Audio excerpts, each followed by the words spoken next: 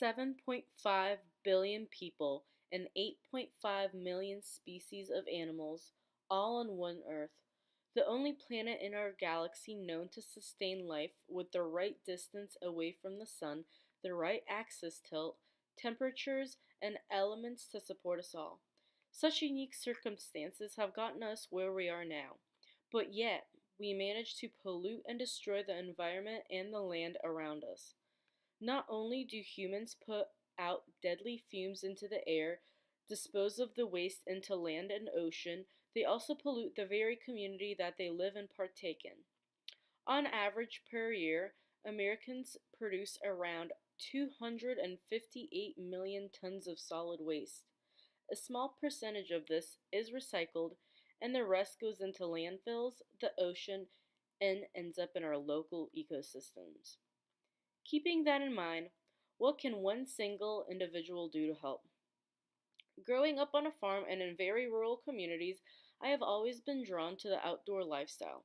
My parents taught me at a very young age to love the many different animals that we share this home with and to always be respectful of our environment.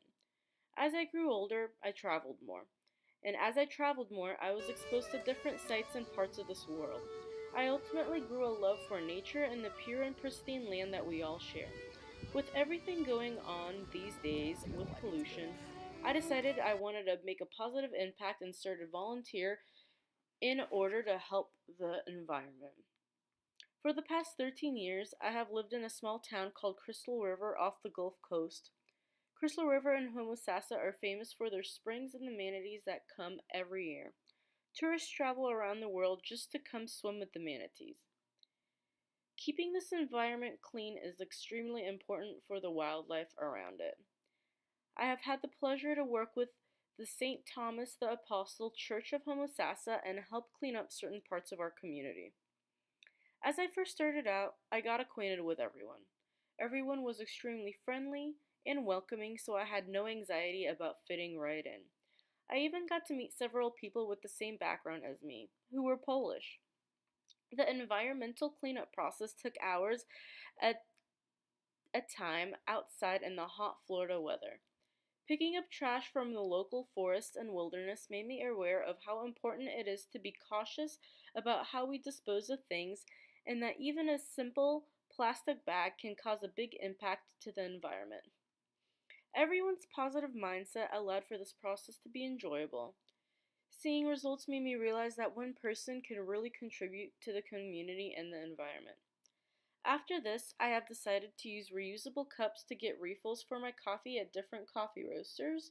My family has been recycling for years now, but I encourage my friends to start as well.